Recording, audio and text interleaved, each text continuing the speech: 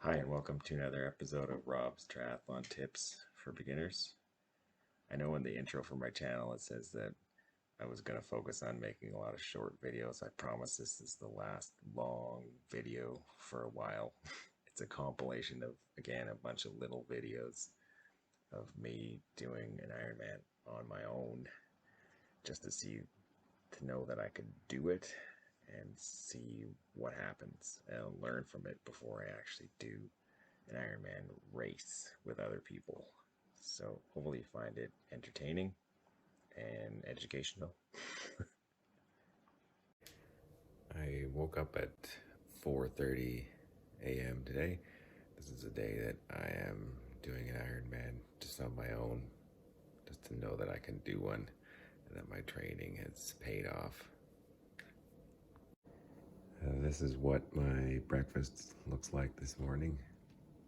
I got some almond milk, a couple pieces of toast, got some honey here, peanut butter, banana, a couple tablets of magnesium, and some berries. So nothing complicated, quick to put together, quick to get down. And once I'm done this, and brush my teeth and have a small cup of instant coffee to help me wake up, then I'm going to head out the door to a local pool that opens at 5:30 a.m. and do the full Ironman swim. So before I leave to go swim, I thought I would just show a quick video of a whole bunch of nutrition that I've gotten ready and a bunch of bottles I've collected to fill with water and some of this Hammer Heed electrolyte. So this bowl is full of a bunch of stuff for the bike, just random stuff, different brands. Cliff bars and Quantum Energy and banana, and this bowl is full of stuff for the run, chews, gels, some Tylenol, Red Bull. I got a Gatorade also. And the good thing about doing this at home is if I get hungry, I will just come upstairs and get something from the pantry, some, I don't know, pretzel chips or something, get some more nutrition in, have a Coke or something if I'm really bonking, but that's part of why I have the Red Bull too. Just about to head out the door here. I had my swim stuff pre-packed in a swag bag that I got for doing a local triathlon. I got a banana for after the swim. I got a bottle of water to drink before and after. And I think I'm gonna eat half of the energy bar before the swim and half after. Just gotta keep getting calories in, you gotta stay hydrated. So, here I go.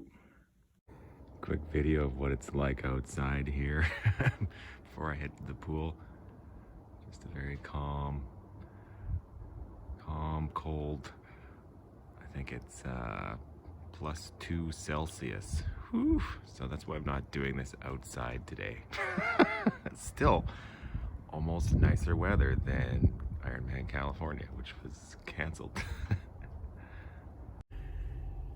So I got to the swimming pool with some time to spare, so I thought we'd just talk about my watch, my triathlon watch. It's made by Coros. It's the first generation Pace, and the swim is pretty much the only thing I'm going to be using my watch for today, because I'll be on my trainer and on the treadmill, and Swift will be tracking my workout. And the only thing that doesn't really work right on the first generation Coros Pace watch is swim tracking in the pool. It's great at tracking in open water, and from some reading I've done online, It says it was designed to track people doing flip turns, which I don't do. I don't do like a wild turn with my arms either, so it doesn't really track the laps properly. So I'm pretty much just using it as a waterproof stopwatch. So, and then I'll be taking it off because it won't really be serving a purpose the rest of the day. I'll put on a heart rate strap just to capture that data on the bike and the run. So, Ironman swim 3.8K done successfully. Took me an hour, 27 minutes, and 13 seconds. I've done it as fast as about 120, or hour 24 in the past when I was young in my 30s. Pretty typical swim. My legs are a little wobbly getting out. Nutrition-wise, energy-wise, I'm fine. It's kind of relaxing swim, just boring.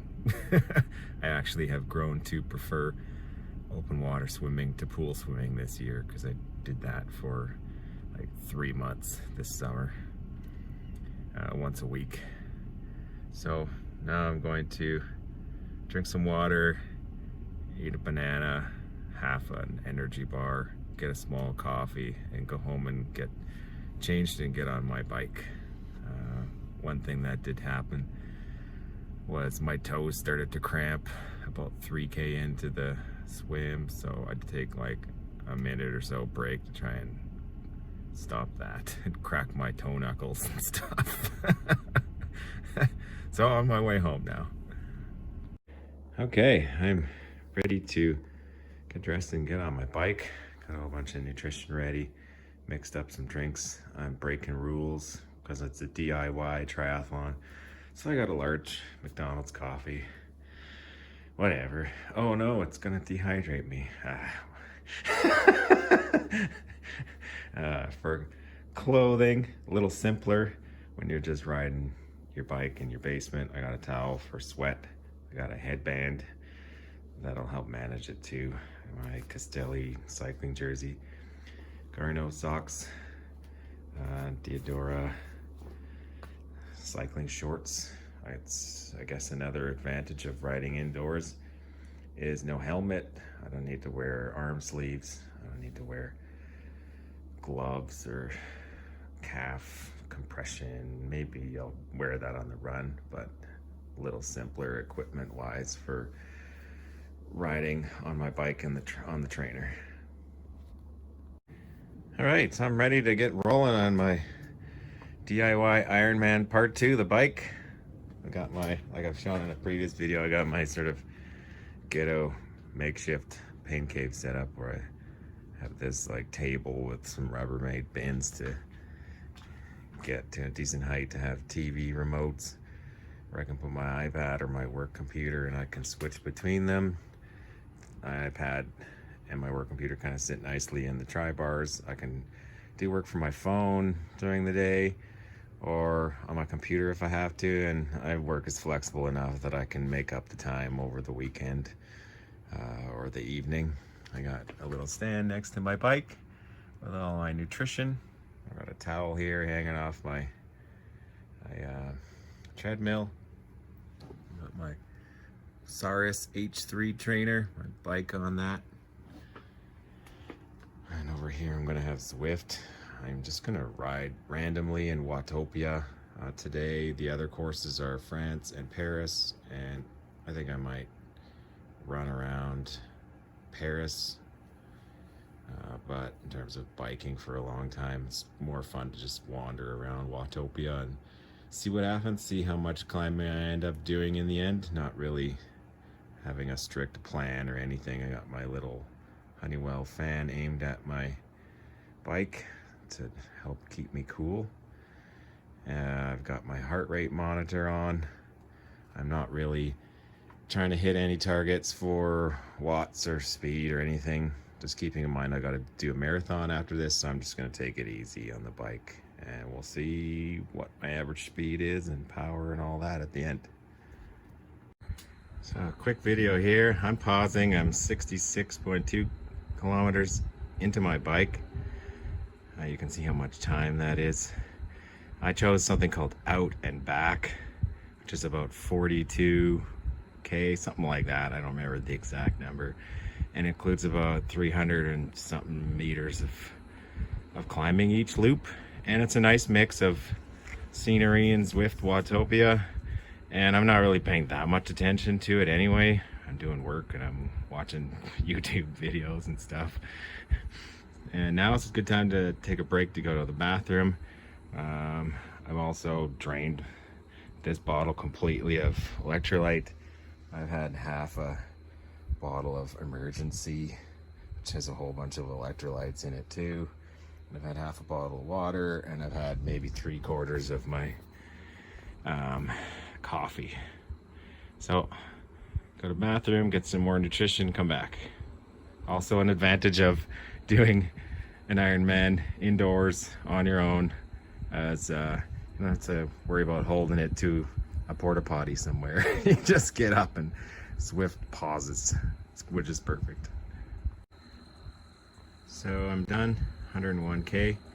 I need another bathroom break. I did 2 laps of the Out and Back Watopia circuit, and now I'm just kind of wandering in Watopia. Gonna make some coffee. I'm getting some eye twitching because I'm tired. So that's a little annoying, but I decided to incorporate some salt. I ate some pistachios and beef jerky just to get some different flavor and some more salt into my body too. I'm sweating quite a lot, and I'm drinking enough water apparently. So I'll be taking another 5-minute break and then back at it. I just realized that this is kind of a cute nod to the Ironman California race that didn't happen. I bought some coffee at Insight Coffee Roasters in Sacramento. Excellent coffee. I'm making that in a Bodum here, and then drinking some of that to get through the rest of the bike ride. But if you're in Sacramento, that's a really cool place to go and get a coffee. Funny thing I noticed about my Saris trainer is it seems to time out, and then I start pedaling when I'm back on my bike from a break, and it's not reading speed and cadence and power. So I just do the old IT trick, unplug it and plug it back in, and then it wakes up. Hey look, it's Ironman California weather. I didn't get away from it. Oh, glad that's not real. So I've run into a strange glitch I've never seen in Zwift before. It doesn't matter if I'm going downhill, I'm on a flat. No matter how much power I put out, Zwift is telling me that I'm only going 24K an hour max. It won't let me turn around. It won't let me turn left or right when I come to a junction. It's just messed up. And it's been for, I think, a few kilometers, and I didn't notice. So as soon as I painfully cross 130K, I'm gonna quit this session of Zwift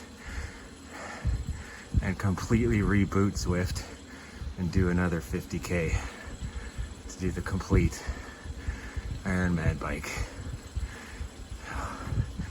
That's a weird setback, but hopefully I can fix it. So I'm 150K into the bike. I took a bathroom break. So that's the 3rd time now on the bike. So that's, I think, is pretty good. Means I'm hydrating enough. About 140K into the bike, I just hit this wall and was just sick of riding, and I think I'm through that now. So that's something that happens even in the swim. You hit these walls, you're like, why am I doing this? You just gotta carry on and you get through it. One thing that's funny is I got to level 20 in Zwift, so I got some new kit. It's like a pink and blue jersey. It's pretty cool. So I'm just gonna continue on with the bike now, get it finished. There's 30K to go. And then, I don't know, I might tempted to take a quick shower so I don't feel just gross on the run. I might do that and then change into my run gear. Oh, I'm finally done the bike. Holy, I hit a wall at 140K, 160K, 170, 175.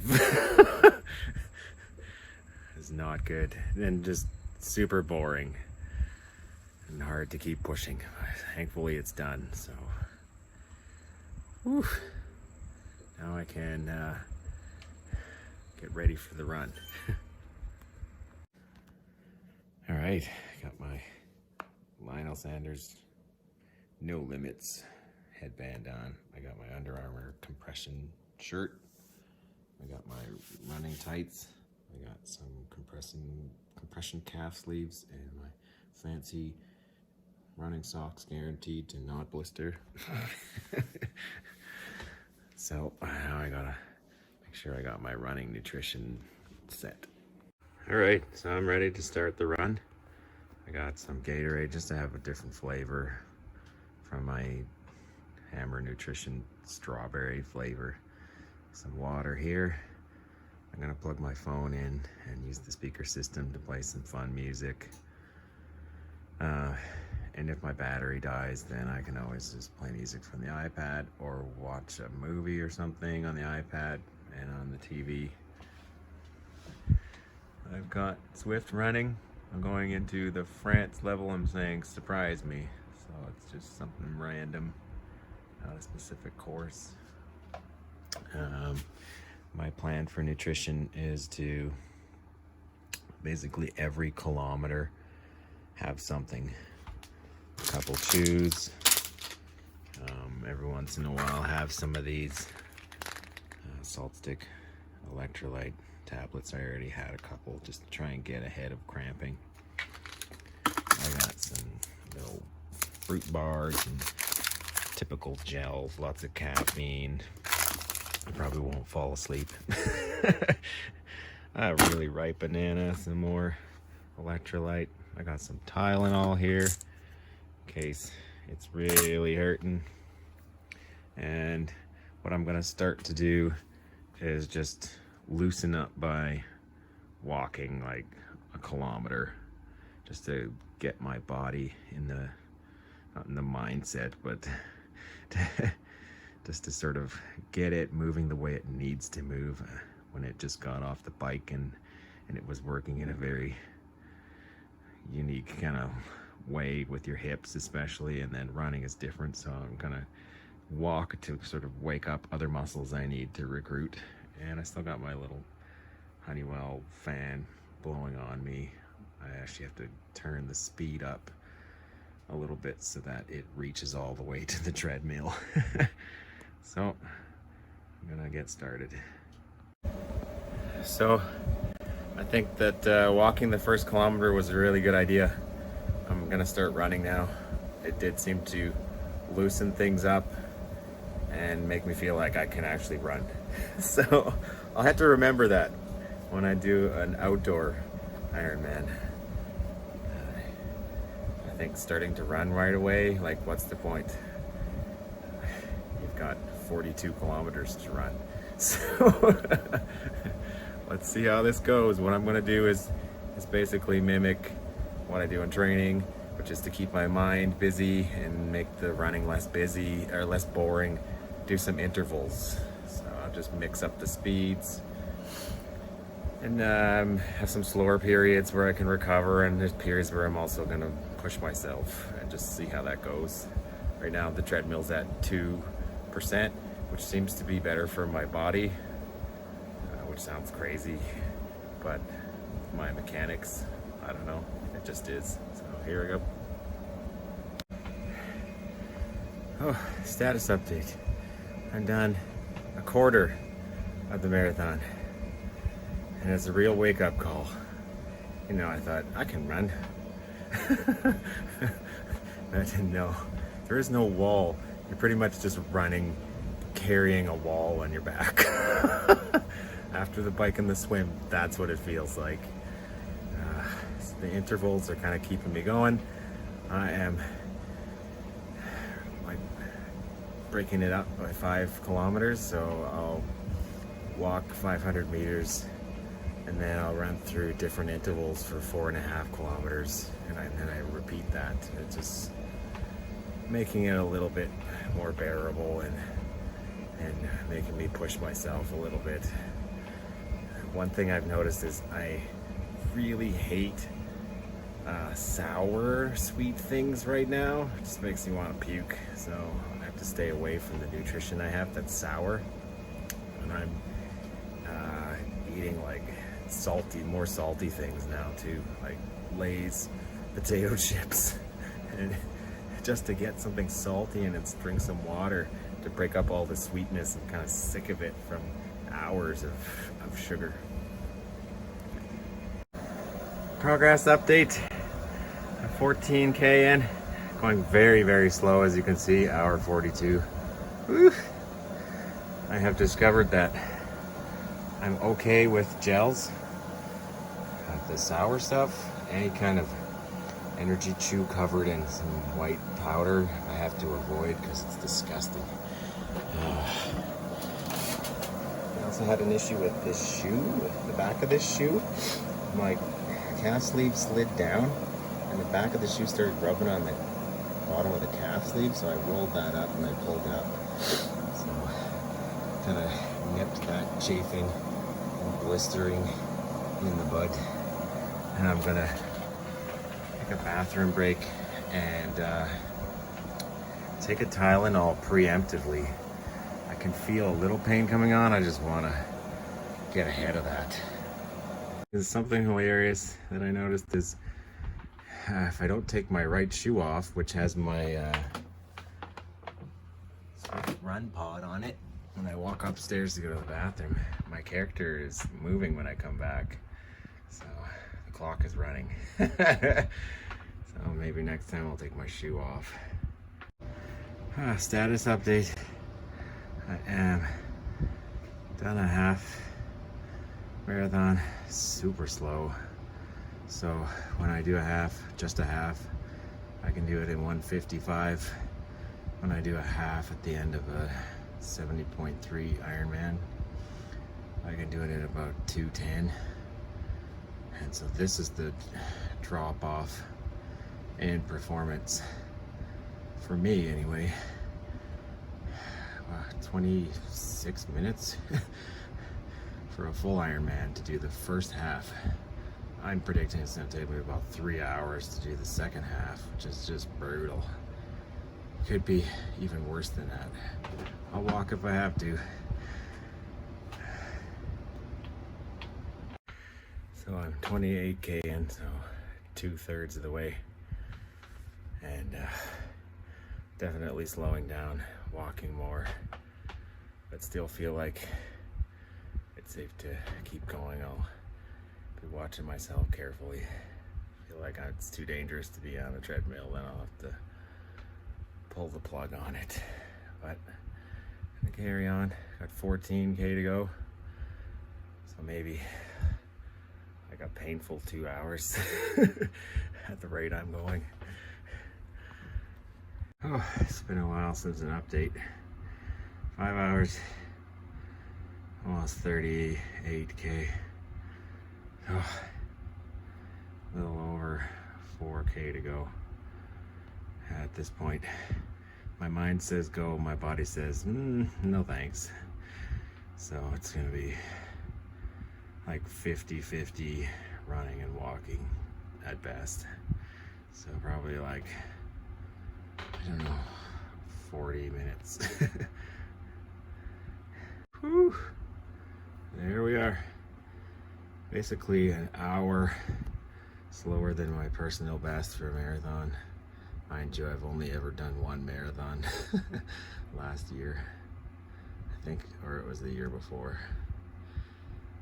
Done an Ironman on my own. It was absolutely brutal. So my preliminary thoughts on what happened, how I did, etc. I'm really happy with my run clothing. I didn't get any chafing from my shorts. I didn't get any nipple irritation from this Under Armour compression shirt, other than the threat of some rubbing that I fixed from my calf sleeves. No blisters on my feet, and I credit that to two things: to the fancy socks I bought, and also the fact that I figured out that I need wider shoes than the standard width, and so I don't get any rubbing anymore when my feet swell up. So I definitely have like way more. I had respect for them before, but the pros are incredible. Like almost twice as fast as me, probably. They just give her. They're unreal. They're genetic freaks. Obviously, they work hard, but I don't think I could ever come even close to what they do. Like one major takeaway from this is that it kind of is scaring me into training even harder for next summer for Ironman Lake Placid. So I think, if nothing else, that's like the biggest positive to take from this. It's knowing I can do it, I can grit it out, knowing how much it sucks, and knowing that I need to get maybe more serious about running. I think I'm decently strong at the swim and the bike, but I did not do enough running. Yeah, I'll have some more thoughts tomorrow, I'm sure, about how sore I am. And I'm not sure what else, but right now I'm going to go do some of my favorite yoga stretches for my calves, hamstrings, quads, and hips, especially. Probably take about 20 minutes, and then I'm going to go to sleep and sleep in.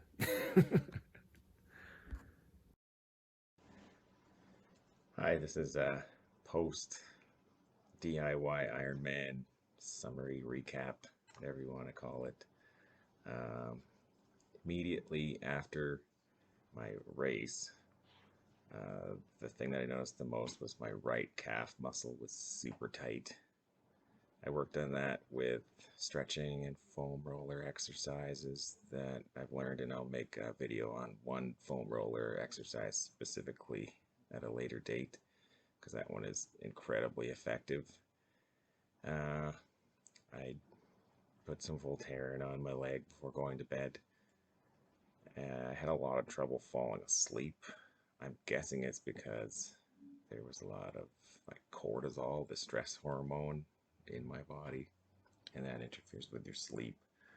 So I'm gonna try and figure out what I can do to counteract that at a future date.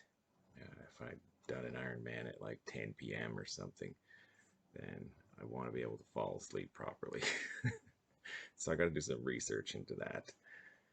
I also couldn't shake this feeling that my body was like overloaded with sugar, because it was a whole day of consuming that. I did have a lot of salt too and water, but just like bleh, even after brushing your teeth and